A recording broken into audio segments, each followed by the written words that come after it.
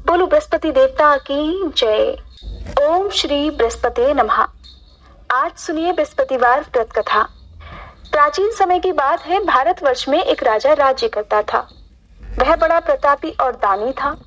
वह नित्य प्रतिदिन मंदिर में जाकर भगवान के दर्शन करता था और ब्राह्मणों और गुरु की सेवा भी किया करता था। उसके द्वार से कोई भी याचक निराश होकर नहीं लौटता था। वह प्रत्येक गुरुवार को व्रत रखता और पूजन किया करता था। हर दिन गरीबों की सहायता भी करता था, परंतु ये सब बातें उसकी रानी को बिल्कुल अच्छी नहीं लगती थी। वो ना तो व्रत करती और ना किसी को भी एक पैसा दान में दिया करती थी और राजा से भी ऐसा करने को मना किया करती थी। एक समय की बात है, राजा शिकार खेलने वन को चले गए। घर पर रानी और दासी थी। उस समय गुरु बृहस्पति देव एक साधु का रूप धारण कर राजा के दरवाजे पर भिक्षा मांगने आए। साधु ने रानी से भिक्षा मांगी तो वह कहने लगी, हे साधु महाराज, मैं तो इस दान पुण्य से तंग आ गई हूँ। इस कार्य के लिए तो मेरे पतिदेव ही बहुत हैं।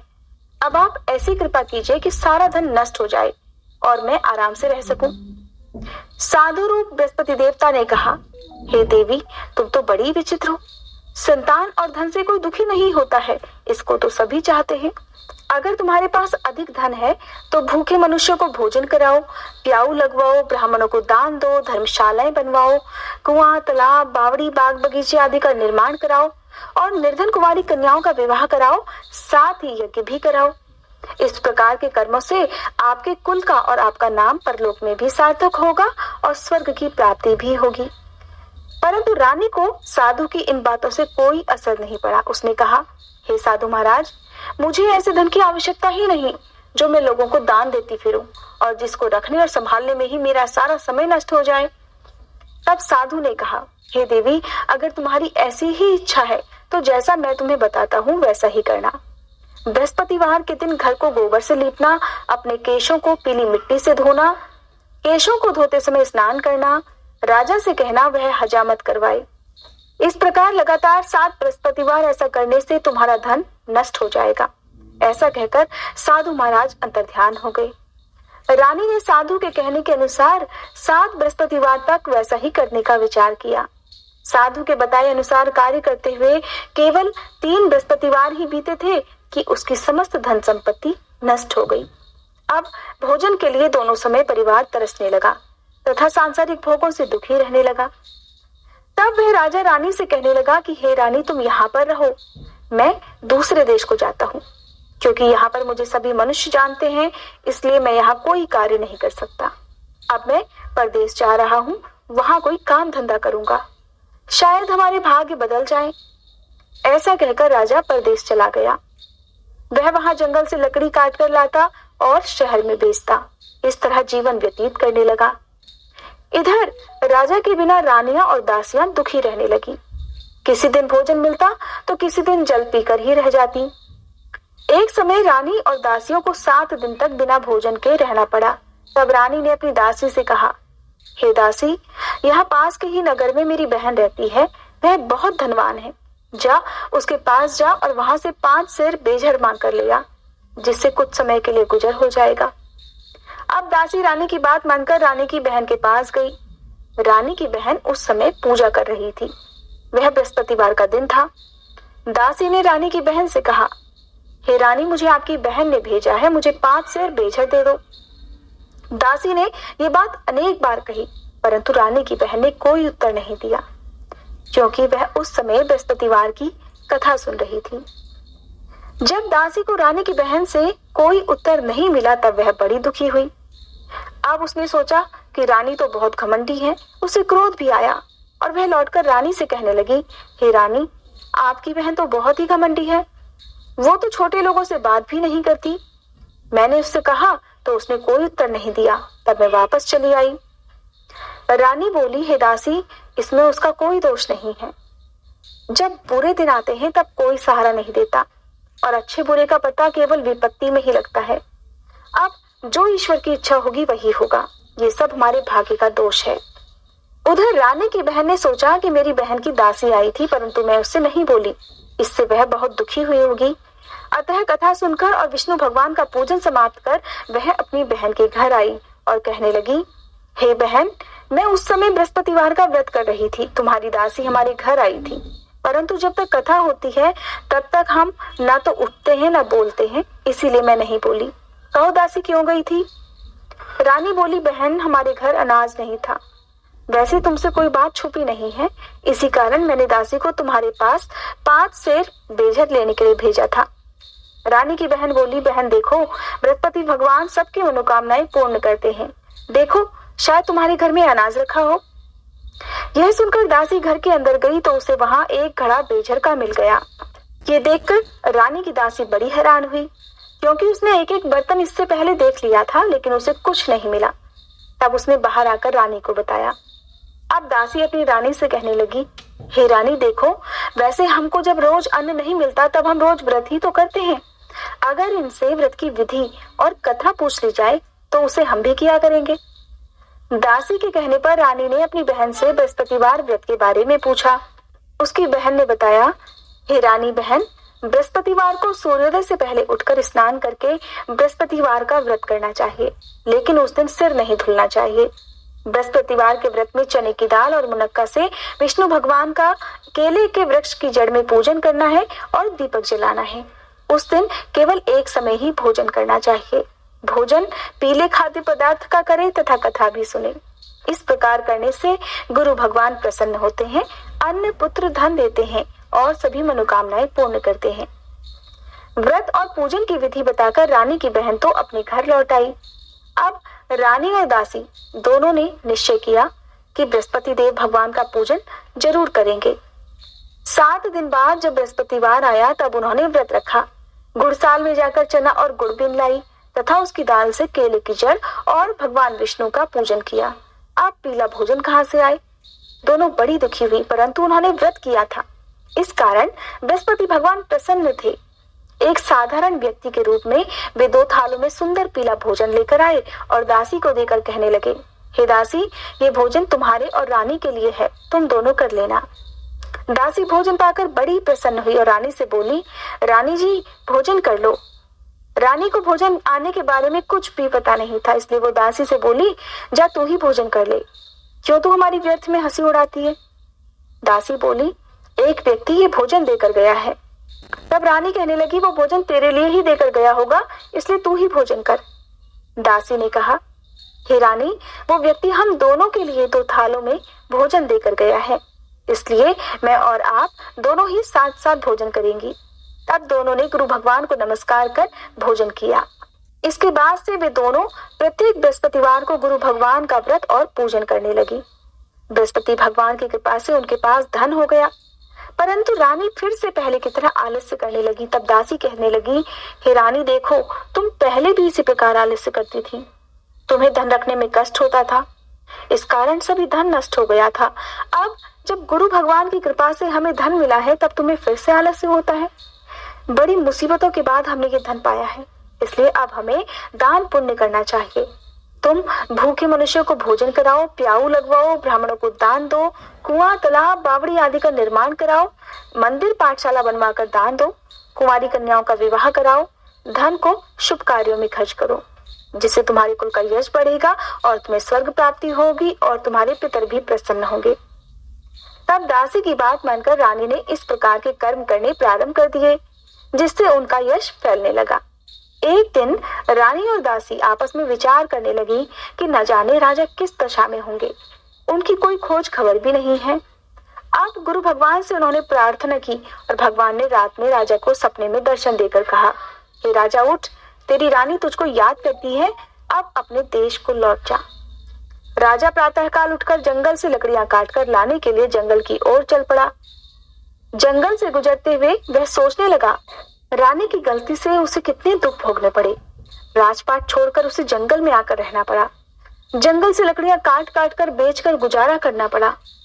उसी समय जंगल में बृहस्पति देव एक साधु का रूप धारण करके आए और राजा के पास आकर कहने लगे, हे लकड़हारे, तुम इस सुनसान जंगल में किस चिंता में बैठे हो, मुझे बतलाओ। यह सुनकर राजा की आंखों में आंसू भर आए और साधु को प्रणाम करके राजा कहने लगा, हे प्रभु, आप सब कुछ जानने वाले हैं। इतना कहकर राजा ने साधु को अपनी संपूर्ण कहानी सुना दी। महात्मा तो दयालु होते हैं, वे राजा से बोले, हे राजन, तुम्हारी पत्नी ने बृहस्पति देवता का अपमान किया था, जिसके कारण तुम्हारी ये दशा हुई। अब तुम किसी प्रकार की चिंता मत करो, भगवान तुम्हें पहले से अधिक धन देंगे। देखो, तुम्हारी पत्नी ने बृहस्पतिवार का व्रत करना प्रारंभ कर दिया है। अब तुम भी भगवान बृहस्पति देव का व्रत करके चने की दाल और गुड़ जल के लोटे में डालकर केले का पूजन करो। व्रत कथा सुनो या कहो, भगवान तुम्हारी सब मनोकामनाएं पूर्ण करेंगे। साधु को प्रसन्न देखकर राजा बोला, हे प्रभु, मुझे लकड़ी बेचकर इतना पैसा भी नहीं बचता जिससे भोजन करने के उपरांत मैं कुछ बचा सकूं। और फिर मैंने रात को अपनी रानी को व्याकुल देखा है। मेरे पास कोई साधन नहीं जिसके बारे में मैं कुछ जान सकूं। और फिर मैं बृहस्पति देव की कहानी के बारे में क्या कहूं, मुझे तो कुछ भी मालूम नहीं है। साधु ने कहा, हे राजन, तुम किसी भी बात की चिंता मत करो। बृहस्पतिवार के दिन तुम रोजाना की तरह लकड़ियां लेकर शहर में जाओ।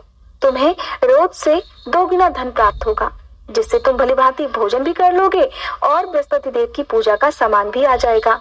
हे राजन, तुम बृहस्पतिवार के दिन इस कथा को सुनना। प्राचीन काल में एक बहुत ही निर्धन ब्राह्मण रहा करता था।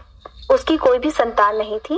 वो नित्य पूजा पाठ करता था, परंतु उसकी स्त्री बहुत मलिनता के साथ रहती थी। ना तो वह स्नान करती और ना ही किसी देवता की पूजा करती थी। प्रातःकाल उठते ही सर्वप्रथम भोजन करती और बाद में कोई अन्य कार्य किया करती थी। ब्राह्मण देवता बड़े दुखी रहते थे। अपनी पत्नी को बहुत समझाते, किंतु उसका कोई परिणाम नहीं निकलता। भगवान की कृपा से ब्राह्मण की स्त्री के कन्या पैदा हुई। अब वह कन्या अपने पिता के घर में बड़ी होने लगी। वह बालिका प्रातः स्नान करके भगवान विष्णु का जाप करती। वह बचपन से ही बृहस्पतिवार का व्रत भी करने लगी। पूजा पाठ समाप्त करके स्कूल जाती तो अपनी मुट्ठी में जौ भर कर ले जाती और पाठशाला जाने के मार्ग में डालती जाती। वही जौ स्वर्ण के हो जाते तो लौटते समय उनको बीनकर घर ले आती। एक दिन जब वह बालिका सूप में उन सोने के जौ को फटक कर साफ कर रही थी, तभी उसकी माँ ने देख लिया और कहा, हे बेटी, सोने के जौ को फटकने के लिए सोने का ही सूप होना चाहिए। क्योंकि दूसरे दिन गुरुवार था, तब इस बालिका ने व्रत रखा और बृहस्पति देव से प्रार्थना करते हुए कहने लगी, हे प्रभु, अगर मैंने सच्चे मन से आपकी पूजा की हो तो मुझे सोने का सूप दे दीजिए। क्योंकि बृहस्पति देवता उस बालिका की पूजा से प्रसन्न थे, तो उन्होंने उसकी प्रार्थना स्वीकार कर ली। रोजाना की तरह जब वह जौ फैलाती हुई स्कूल चली गई, तब स्कूल से लौटकर जब वह वापस आ रही थी और सोने के जौ बीन रही थी, तभी रास्ते में उसे बृहस्पति देव की कृपा से सोने का सूप भी मिल गया। उसे वो अपने घर ले आई और उससे जौ साफ करने लगी, परंतु उसकी माँ का ढंग वही रहा। एक दिन की बात है, वह कन्या सोने के सूप में जौ साफ कर रही थी। उसी समय उस नगर का राजकुमार वहां से होकर निकला। इस कन्या के रूप और सोने के सूप में जौ को साफ करते देखकर वह राजकुमार उस कन्या पर मोहित हो गया। राजमहल में आकर उसने भोजन और जल त्याग दिया और उदास होकर लेट गया। राजा को जब राजकुमार द्वारा अन्न जल त्यागने का समाचार प्राप्त हुआ, तब वह अपने मंत्रियों के साथ अपने पुत्र के पास गए और कहने लगे, हे बेटा, तुम्हें किस बात का कष्ट है? किसी ने अपमान किया है या कोई और कारण है? मुझे बताओ, मैं वही करूंगा जिससे तुम्हें प्रसन्नता हो। राजकुमार ने अपने पिता की बातें सुन ली। तब वह बोला, मुझे आपकी कृपा से किसी भी बात का दुख नहीं है। किसी ने मेरा अपमान भी नहीं किया, परंतु मैं उस लड़की के साथ विवाह करना चाहता हूँ जो सोने के सूप में जौ साफ कर रही थी। यह सुनकर राजा आश्चर्य में पड़ गया और कहने लगा, हे पुत्र, इस तरह की कन्या का पता तुम ही लगाओ। मैं उसके साथ तुम्हारा विवाह अवश्य करवा दूंगा। राजकुमार ने राजा को उस लड़की के घर का पता बतलाया। मंत्री उस लड़की के घर गए और राजा का आदेश ब्राह्मण को सुना दिया। कुछ ही दिनों बाद ब्राह्मण की कन्या का विवाह राजकुमार के साथ हो गया। कन्या के घर से जाते ही उस ब्राह्मण देवता के घर में पहले की भांति गरीबी का निवास हो गया। अब भोजन के लिए भी अन्न बड़ी मुश्किल से मिलता था। एक दिन दुखी होकर ब्राह्मण अपनी पुत्री से मिलने गया। बेटी ने पिता की दुखी अवस्था को देखा और अपनी माँ का समाचार पूछा। ब्राह्मण देवता ने सभी हाल कह दिया। तब कन्या ने बहुत सा धन देकर अपने पिता को विदा कर दिया। इस तरह ब्राह्मण का कुछ समय सुखपूर्वक व्यतीत हुआ, लेकिन कुछ दिन बाद फिर वही हाल हो गया। ब्राह्मण फिर से अपनी कन्या के यहाँ गया और सभी हाल कहा। तब पुत्री कहने लगी, हे पिताजी, आप माता जी को यहाँ लेवा लाओ। मैं उन्हें वह विधि बता दूंगी जिससे गरीबी दूर हो जाए। ब्राह्मण देवता अपनी स्त्री को साथ लेकर अपनी पुत्री के पास राजमहल पहुंचे। तब पुत्री अपनी माँ को समझाने लगी, हे माँ, तुम प्रातः काल उठकर प्रथम स्नान आदि करके विष्णु भगवान का पूजन किया करो तो सब गरीबी दूर हो जाएगी। परंतु उसकी माँ ने उसकी एक बात नहीं मानी। वह प्रातः काल उठकर अपनी पुत्री का बचा जूठन खा लेती। एक दिन उसकी पुत्री को बहुत गुस्सा आया। उसने एक रात एक कोठरी से सारा सामान निकाल दिया और अपनी माँ को उसमें बंद कर दिया। प्रातःकाल उसमें से उसने निकाला और स्नान आदि करा के पूजा पाठ करवाया। तब उसकी माँ की बुद्धि ठीक हो गई। इसके बाद से उसकी माँ रोज नियम से पूजा पाठ करने लगी और हर बृहस्पतिवार को व्रत भी रखने लगी। इस व्रत के प्रभाव से उसकी माँ बहुत धनवान हो गई और सारे सुखों को भोग कर अंत समय में बृहस्पति देवता के प्रभाव से स्वर्ग को गई। वह ब्राह्मण देवता भी सुख पूर्वक इस लोक का सुख भोगकर स्वर्ग को प्राप्त हुए। इस तरह कहानी कहकर साधु देवता वहां से आलोप हो गए। धीरे धीरे समय व्यतीत होने पर फिर बृहस्पतिवार का दिन आया। राजा जंगल से लकड़ी काटकर किसी शहर में बेचने गया। उसे उस दिन और दिनों से अधिक धन मिला। राजा ने चना गुड़ आदि लाकर बृहस्पतिवार का व्रत किया। उस दिन से उसके सभी क्लेश दूर हो गए। परंतु जब अगला गुरुवार का दिन आया तब वह व्रत करना भूल गया। इस कारण बृहस्पति देवता नाराज हो गए। उस दिन उस नगर के राजा ने विशाल यज्ञ का आयोजन करवाया और अपने समस्त राज्य में घोषणा करवा दी कि कोई भी मनुष्य अपने घर में भोजन न बनाए और न ही आग जलाए। समस्त जनता मेरे यहाँ भोजन करने आए और इस आज्ञा को जो नहीं मानेगा उसको फांसी की सजा दी जाएगी। राजा की आज्ञा अनुसार राज्य के सभी लोग राजा के भोज में सम्मिलित हुए, लेकिन लकड़हारा कुछ देर से पहुंचा था, इसलिए राजा उसको अपने साथ महल में ले गए। जब राजा लकड़हारे को भोजन करा रहे थे तभी रानी की दृष्टि उस खूंटी पर पड़ी जिस पर उसका हार लटका हुआ था। उसे हार खूंटी पर लटका हुआ दिखाई नहीं दिया।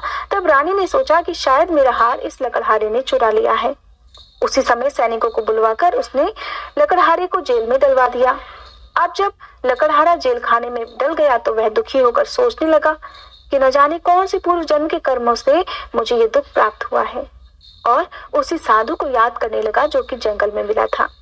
तत्काल बृहस्पति देवता साधु के रूप में प्रकट हो गए और उसकी दशा को देखकर कहने लगे, अरे मूर्ख, तूने बृहस्पति देवता की कथा नहीं की, इसी कारण तुझे ये दुख प्राप्त हुआ है।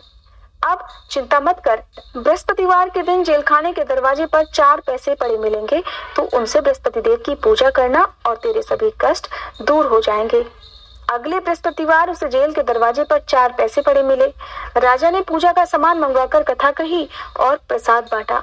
उसी रात को बृहस्पति देव ने उस नगर के राजा को स्वप्न में कहा, हे राजन, तूने जिस आदमी को जेल खाने में बंद करा दिया है वह निर्दोष है। वह राजा है, उसे छोड़ देना।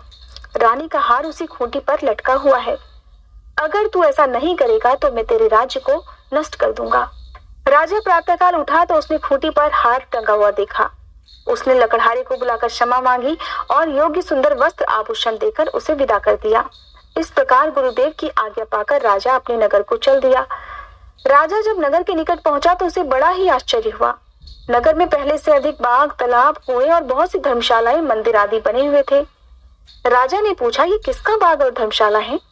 तब नगर के सब लोग कहने लगे, ये सब रानी और दासी द्वारा बनवाए गए हैं। राजा को आश्चर्य हुआ और गुस्सा भी आया। जब रानी ने खबर सुनी कि राजा आ रहे हैं तब अपनी दासी से कहने लगी, हे दासी, देख, राजा हमको कितनी बुरी हालत में छोड़ गए थे। वह हमारी ऐसी हालत देखकर लौट ना जाए, इसलिए तू दरवाजे पर खड़ी हो जा। रानी की आज्ञा अनुसार दासी दरवाजे पर खड़ी हो गई। जब राजा आए तो उन्हें अपने साथ महल में ले लाई। तब राजा ने क्रोध करके अपनी तलवार निकाली और पूछने लगा, बताओ, ये धन तुम्हें कैसे प्राप्त हुआ है? तब रानी ने बताया, हमें ये सब धन बृहस्पति देव के व्रत के प्रभाव से प्राप्त हुआ है। राजा ने तब निश्चय किया कि 7 रोज बाद तो सभी बृहस्पति देव की पूजा करते हैं, परंतु मैं रोजाना दिन में 3 बार कथा कहा करूंगा और रोज व्रत किया करूंगा। अब हर समय राजा के दुपट्टे में चने की दाल बंधी रहती और दिन में 3 बार वह कथा कहता। एक रोज राजा ने विचार किया कि चलो अपनी बहन के यहाँ हो आवे। इस तरह का निश्चय कर राजा घोड़े पर सवार होकर अपनी बहन के यहाँ चल दिया। मार्ग में उसने देखा कि कुछ आदमी एक मुर्दे को लिए जा रहे हैं। उन्हें रोककर राजा कहने लगा, अरे भाइयों, मेरी बृहस्पतिवार की कथा सुन लो। वे बोले, लो, हमारा तो आदमी मर गया है, इसको अपनी कथा की पड़ी है। परंतु कुछ आदमी बोले, अच्छा कहो, हम तुम्हारी कथा भी सुनेंगे। राजा ने दाल निकाली और कथा कहनी शुरू कर दी। जब कथा आधी हुई तो मुर्दा हिलने लग गया। और जब कथा समाप्त हुई तब राम राम करके वह मनुष्य उठ खड़ा हुआ। राजा आगे बढ़ा। उसे चलते चलते शाम हो गई। आगे मार्ग में उसे किसान खेत में हल चलाता मिला। राजा उससे बोला, अरे भैया, तुम मेरी बृहस्पतिवार की कथा सुन लो। किसान बोला, जब तक मैं तेरी कथा सुनूंगा तब तक 4 हरैया जोत लूंगा, जा अपनी कथा किसी और को सुनाना। राजा आगे चलने लगा। राजा के हटते ही बैल पछाड़ खाकर गिर गए और तब किसान के पेट में बहुत जोर जोर से दर्द होने लगा। उसी समय किसान की माँ रोटी लेकर आई। उसने जब ये हाल देखा तो अपने पुत्र से सब हाल पूछा। बेटे ने सभी हाल कह दिया। अब बुढ़िया दौड़ी दौड़ी उस घुड़सवार के पास गई और उससे बोली, मैं तेरी कथा सुनूंगी, तू अपनी कथा मेरे खेत पर चलकर ही कहना। राजा ने लौटकर बुढ़िया के खेत पर जाकर कथा कही, जिसके सुनते ही बैल खड़े हो गए और किसान के पेट का दर्द भी बंद हो गया। अब राजा अपनी बहन के घर पहुंच गया। बहन ने भाई की खूब मेहमानी की। दूसरे दिन प्रातःकाल जब राजा जगा तो उसने देखा कि सब लोग भोजन कर रहे हैं। राजा ने अपनी बहन से पूछा, ऐसा कोई मनुष्य है जिसने भोजन ना किया हो, जो मेरी बृहस्पतिवार की कथा भी सुन ले। तब बहन कहने लगी, हे भैया, ये देश ऐसा ही है। पहले यहाँ के लोग भोजन करते हैं और बाद में अन्य काम करते हैं। अगर पड़ोस में कोई हो तो देख कर आती हूँ। ऐसा कहकर बहन देखने चली गई, परंतु उसे कोई भी ऐसा व्यक्ति नहीं मिला जिसने भोजन ना किया हो। फिर वो एक कुम्हार के घर गई जिसका लड़का बीमार था। उसे पता चला उसके यहाँ 3 रोज से किसी ने भी भोजन नहीं किया है। रानी ने अपने भाई की कथा सुनने के लिए उस कुम्हार से कहा। वह तैयार हो गया। अब राजा ने जाकर बृहस्पतिवार की कथा कही, जिसको सुनकर उसका लड़का ठीक हो गया। अब तो राजा की प्रशंसा होने लगी। एक दिन राजा ने अपनी बहन से कहा, हे बहन, अब मैं अपने घर जाऊंगा, तुम भी तैयार हो जाओ। राजा की बहन ने अपनी सास से अपने भाई के साथ जाने की आज्ञा मांगी। सास कहने लगी, चली जा, परंतु अपने लड़कों को मत लेकर जाना, क्योंकि तेरे भाई की कोई भी संतान नहीं है। बहन ने अपने भाई से कहा, हे भैया, मैं तो चलूंगी, परंतु कोई बालक नहीं जाएगा। राजा ने कहा, जब कोई बालक ही नहीं चलेगा तब तुम भी जाकर क्या करोगी। दुखी मन से राजा अपने नगर को लौट आया। राजा ने अपनी रानी से कहा, हम निसंतान हैं, इसलिए हमारे घर कोई भी आना पसंद नहीं करता। ऐसा कहकर वह बिना भोजन आदि किए लेट गया। रानी बोली, हे प्रभु, बृहस्पति देव ने हमें सब कुछ दिया है, वे हमें संतान भी अवश्य देंगे। उसी रात बृहस्पति देवता ने राजा को सपने में कहा, हे राजा, उठ, सभी सोच त्याग दे, तेरी रानी गर्भवती है। राजा को यह जानकर बड़ी खुशी हुई और ठीक 9वें महीने रानी के गर्भ से एक सुंदर पुत्र पैदा हुआ। जब राजा की बहन ने यह शुभ समाचार सुना तो वह बहुत खुश हुई और बधाई लेकर अपने भाई के यहाँ आई। तब रानी ने कहा, घोड़ा चढ़कर तो नहीं आई, गधा चढ़ी आई। रानी की बहन बोली, भाभी, अगर मैं इस प्रकार ना कहती तो तुम्हें कैसे औलाद मिलती। बृहस्पति देव ऐसे ही हैं, जैसी जिसके मन में कामना है सभी को पूर्ण करते हैं। बोलो बृहस्पति देवता की जय। ये थी बृहस्पतिवार व्रत कथा। अब सुनिए आरती।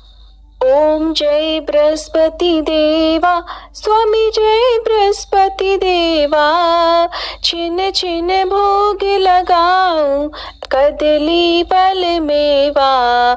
ओम जय बृहस्पति देवा, तुम पूर्ण परमात्मा, तुम अंतर्यामी, स्वामी तुम अंतर्यामी। जगत पिता जगदीश्वर, जगत पिता जगदीश्वर, तुम सबके स्वामी। ओम जय बृहस्पति देवा, चरणामृत निज निर्मल, सब पातक हरता, स्वामी सब पातक हरता। सकल मनोरथ दायक, सकल मनोरथ दायक, कृपा करो भरता। ओम जय बृहस्पति देवा, तन मन धन अर्पण कर, जो जन शरण पड़े, स्वामी जो जन शरण पड़े। प्रभु प्रकट तब होकर, प्रभु प्रकट तब होकर, आकर द्वार खड़े। ओम जय बृहस्पति देवा, दीन दयाल दयानिधि, भक्तन हितकारी, स्वामी भक्तन हितकारी। पाप दोष सब हरता, पाप दोष सब हरता, भवबंधन हारी। ओम जय बृहस्पति देवा। सकल मनोरथ दायक सब संशय तारो। स्वामी सब संशय तारो। विषय विकार मिटाओ, विषय विकार मिटाओ, संतन सुखकारी। ओम जय बृहस्पति देवा। जो कोई आरती तेरी प्रेम सहित गावे, स्वामी प्रेम सहित गावे। ज्येष्ठानंद बंद सो निश्चय पावे। ओम जय बृहस्पति देवा। ओम जय बृहस्पति देवा। स्वामी जय बृहस्पति देवा। छिन छिन भोग लगाऊं कदली फल मेवा। ओम जय बृहस्पति देवा। ये थी बृहस्पति देवता की कथा।